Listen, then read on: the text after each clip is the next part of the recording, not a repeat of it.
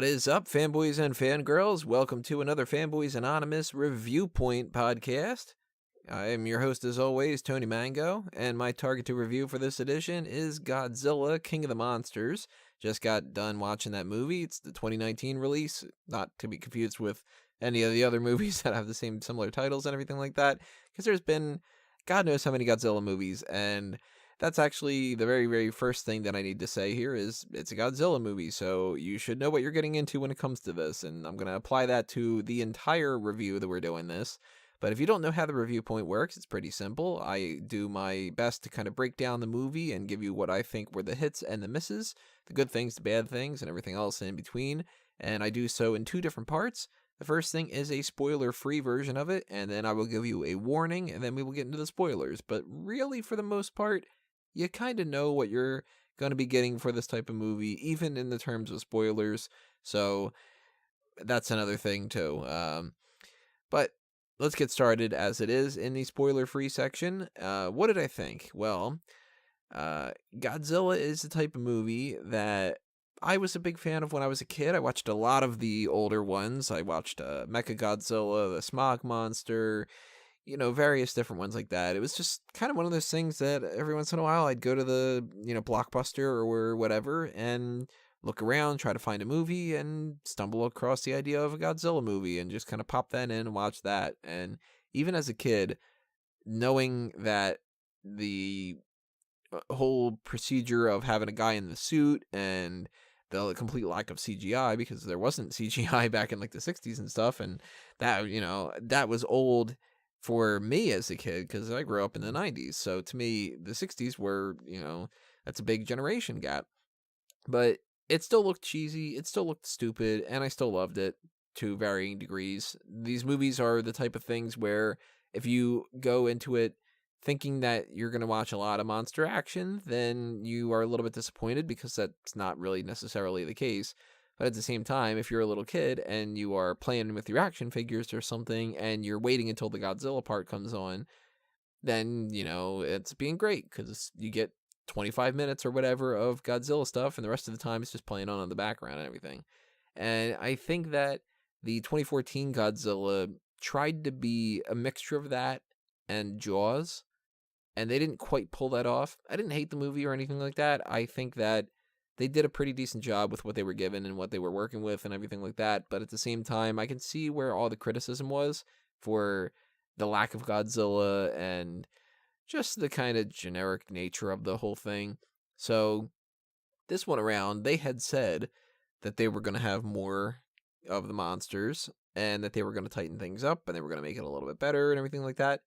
And I think that they pulled it off. I mean, this is not the type of movie that's going to get any Oscars other than visual effects. But the acting is awful. Not everybody's awful in it. I shouldn't kind of do like that grandiose of a general statement, but generally speaking, I mean, these are not the most complex characters. Everybody's delivering very generic lines, and they're doing so kind of over the top a little bit in certain regards. So you're not getting quality acting out of it, despite having very many quality actors. I mean, if you go down this list, there's a lot of great actors in this, but it's mostly just spectacle. And if you are going into the movie wanting spectacle, you're going to enjoy it. I would recommend seeing this in 3D. That's where I saw it. I personally do not like 3D movies all that much. I feel like the only benefit to 3D is that you get to see what they were kind of hoping was like the bigger action set pieces are a little bit better, but especially a movie that doesn't need to be 3D, I say don't do 3D.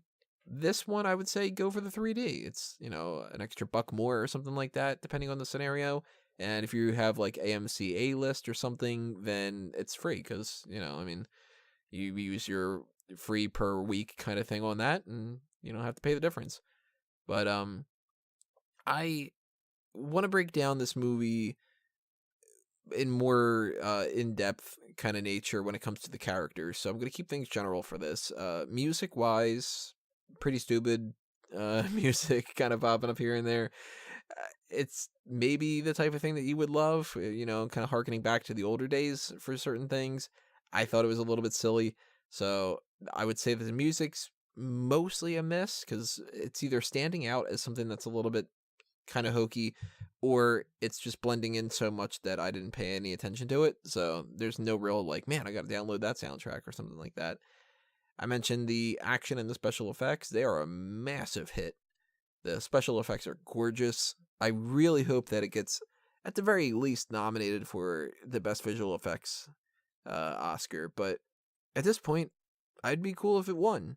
I think that it should beat out Endgame and several of the other movies that I had seen this year. I don't think that any of them really match up. So this one definitely gets my seal of approval when it comes to that. And the action itself, I mean, you get to see Godzilla do Godzilla things. It's like, cool. That's basically what that is. The plot itself, it's pretty generic stuff, and I hate you know what, I can't say that quite yet. I'll do that in the spoiler section. But they go into some tropes that I feel way too many movies have been doing lately, and I wasn't the only one who kind of started to groan at a certain scene where it's just like, we're gonna do this again, but I gotta get into the characters to start doing that. So that is your spoiler-free version of this. It's a very generic kind of Godzilla type movie. It's better than probably all the other ones. I think that this is probably the best Godzilla movie. But with that being said, it's still a Godzilla movie, so it's not going to be the type of thing that you're getting like gripping tension with complex characters, and you're getting this really great social commentary that's going to be subtle enough that it can really speak to you. You're getting hit over the head with things, and then it becomes a monster mash and everything. So if you go into the movie thinking that that's what you want to see, you're going to get what you're going to want. And if you go into it expecting it to be a bigger process and something more grandiose than that, you're going to be a little bit disappointed. But now that we talked about the spoiler-free section, let's get into the spoilers. So again, warning, if you have not seen the movie and you don't want to know what happens to certain characters and certain things like that, then by all means, this is the part where you have to skip ahead or come back and check it out later. But if you don't care, continue on. So character-wise, we got a family of Mark, Emma, and Madison. They are Kyle Chandler is Mark, Vera Farmiga is Emma, and Millie Bobby Brown is Madison. I love saying that name, Millie Bobby Brown. It's always like almost like a tongue twister, but not really. They are the central core of the movie, and they are a couple that lost their son. Well, Millie Bobby Brown lost her brother in the mix of the whole first Godzilla movie, so that gives you a little bit of perspective as far as like all this damage that happens. People do die in it, and it sucks. It's not just kind of like, woo, Godzilla just kicks some ass and everything's back to normal. No, I mean, the towns are destroyed. Like, the world is fucked when it comes to these things. So the idea that they were doing that kind of a family thing and that led to a split where the couple got a divorce or became separated or whatever the case may be, interesting way to go. And I didn't dislike that, but I did dislike the way that Emma's character kind of went down, because this is the one that I was talking about where we had to do the typical thing of humans are the virus. And I don't know why that is specifically the phrase that people tend to use all the time on this. Kind of seems like maybe they've seen 5 of those movies and they think that's like the one phrase you have to say, but it's tiresome. It's the same phrase over and over again. Humans are the virus and nature needs to restore itself, so we need to wipe out the human race, and that way the earth can survive. It's the same argument every single time, and it used to be a really great plot, and it just isn't anymore because it's like everybody's doing it. I mean, including even Thanos in the Avengers movies. It's like, well, there's too many people, and, we should wipe out half the sentience in the world because half the life is just causing problems, and it's the same thing every time. So when we started to go down that rabbit hole, it's just like, okay, all right, well, this character needs to die, and thankfully she does. And when she does die, I didn't care as much as I did for one of the other characters, which is Serizawa. Now, that's Ken Watanabe's character from the first movie, and he is easily the best part because he is the only one that really kind of plays it up to being in the type of movie that he's in. And he's very, very serious, but it makes it funny. And I liked Ken Watanabe, and I really hated to see him die, but at the same time, I liked the fact that they killed him off in a nod to the original movie. And if you have not seen the original Godzilla, there's a whole thing where the one character, the main character, he sets off I forget if it's technically a nuclear bomb. I think that it's the oxygen bomb thing. I think that that's how they did that. Again, we're talking about movies that I had seen when I was a little kid, and we're going back way far in time for me to not remember 100%, but I know that the character sets off a bomb. He's the one who sacrifices himself, and that quote-unquote kills Godzilla. Of course, it doesn't really kill Godzilla, but you know what I mean. It's franchise. You can't kill off the characters. And they did the whole oxygen bomb thing as kind of a fake out, but then they did the opposite. They made it to where he sets off a nuclear bomb in the city of Atlantis, which is like, I like how they did that. At the same time, I didn't like it because it was kind of like, they're bringing Atlantis into this. And then it was like, you know what? I would do the same. So I can't even groan about like the silliness of the whole thing. It's like, that's exactly what these type of movies are. And that's awesome. So that's a big hit for me. I love that they did the Atlantis thing. That's very cool, actually. But they do this whole thing where that's where Godzilla is recharging himself, and just to give him an extra little boost, it's kind of like a shot of adrenaline or a little steroid shot or whatever, he sets off a nuclear bomb, and that gives him this tender moment of goodbye, old friend, and all this other kind of stuff and whatever. And I really, really like that. That was my favorite out of the deaths, because it was something that was useful, and it meant something. Now, I don't feel the same as far as Dr. Graham. Vivienne Graham was played by Sally Hawkins, and I honestly did not remember that she was in the first movie. So when they killed her off in this, I was like, wow, they brought her on just to kind of kill her off that quick. Like, what the hell? And then now that I looked up that she was in the first movie, I'm thinking even more so, they just killed her off really quick. What the hell? Very strange. It's almost like her character shouldn't have existed. Like, they should have just given those lines to somebody else, you know? Because she didn't really serve too much of a purpose, and she was really just an extra person to get killed and kind of make it seem like this point of the movie, something bad is happening and whatever. So, unfortunately, and it's no fault of Sally Hawkins, but that character, kind of a dead zone when it came to that. I feel really strange about Dr. Chen and Dr. Ling. These were played by Zhang Ziyi, and she is, I guess, supposed to be a reference to the fact that Mothra has the whole twins thing.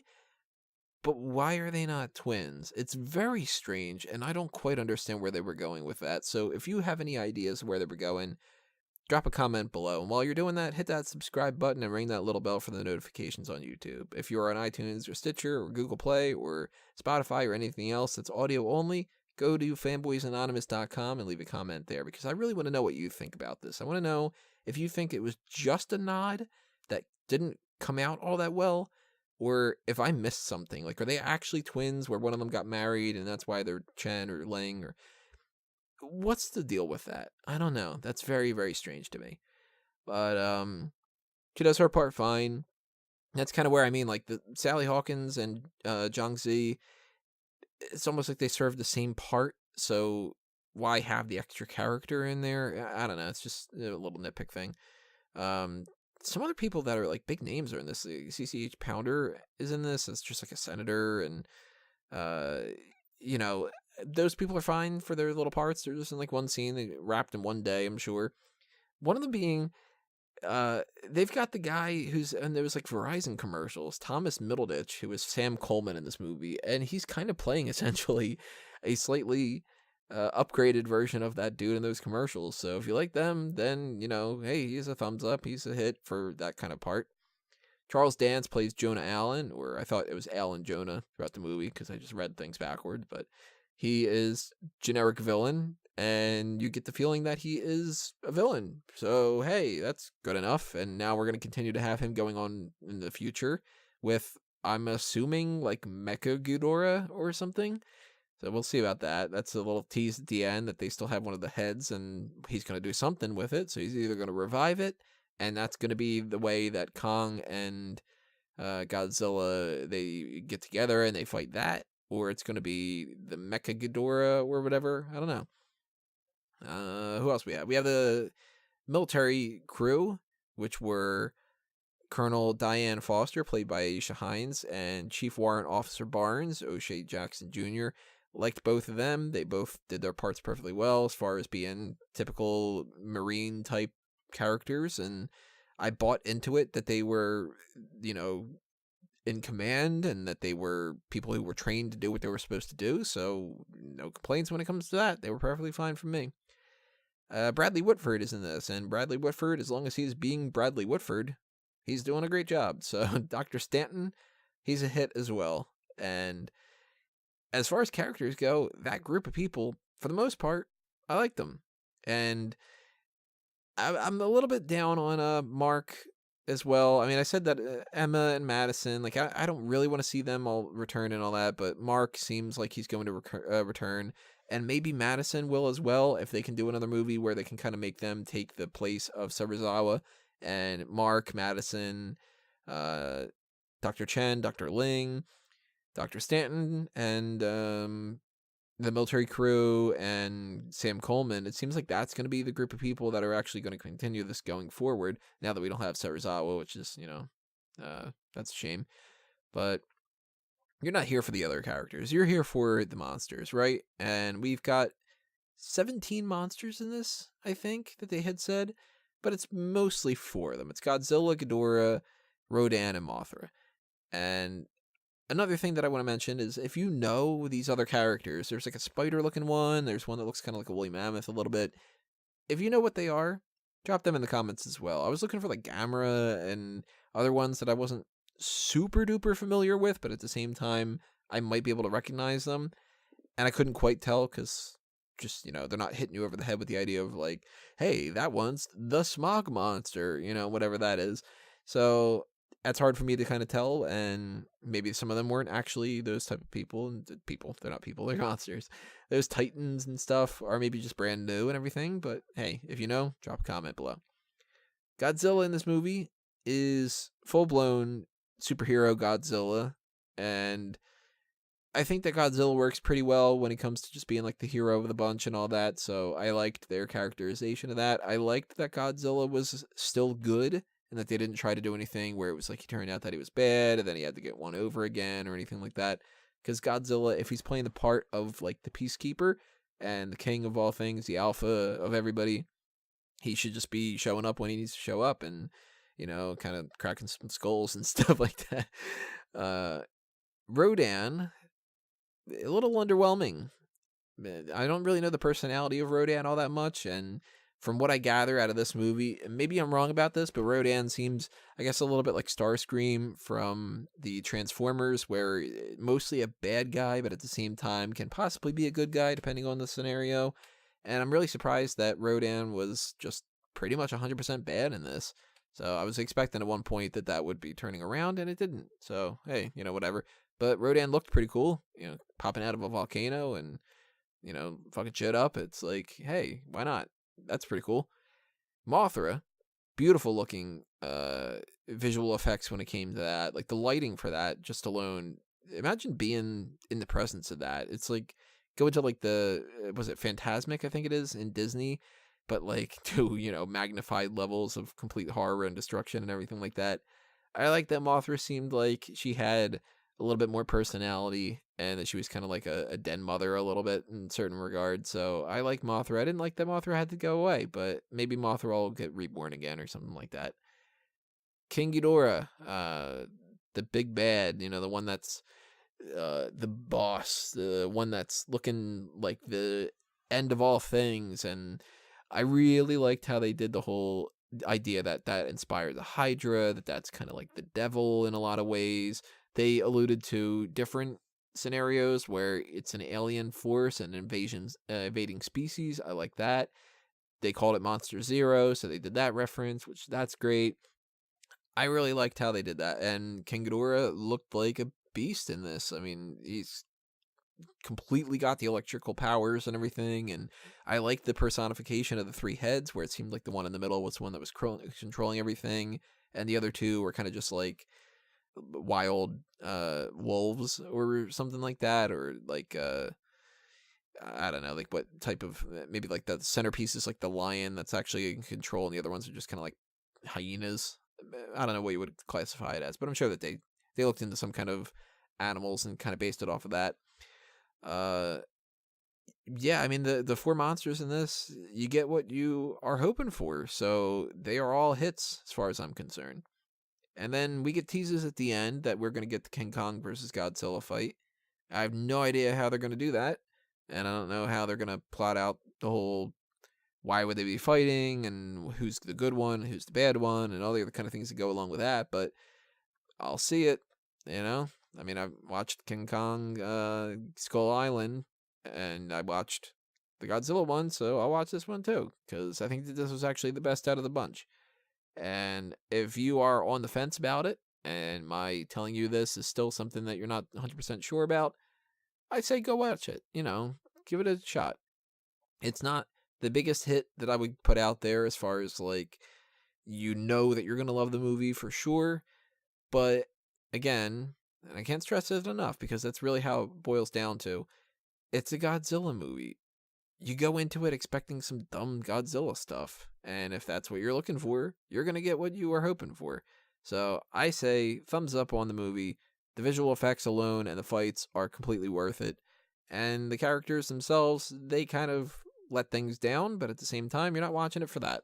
So I want to know what you have to think about the movie. Drop your comments below. Tell me what you think your hits and misses are for the film and everything else that you want to talk about. If you want to show your support for Fanboys Anonymous, hit up that Patreon that we've got and consider buying some merch over at TeePublic and Redbubble. If you want to check out the Smart Out Moment side of things, I've got pro wrestling content up on there. So follow the YouTube channel and do all the other kind of stuff like that.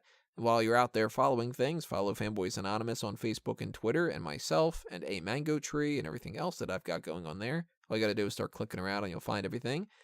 And yeah, I think that's about it that I got to talk about. So thank you for listening to this, everybody. Hit that like button if you're on YouTube. If you're on another platform, give me a review and tell me what you think. And I will see you next time. But for now, I got to geek out.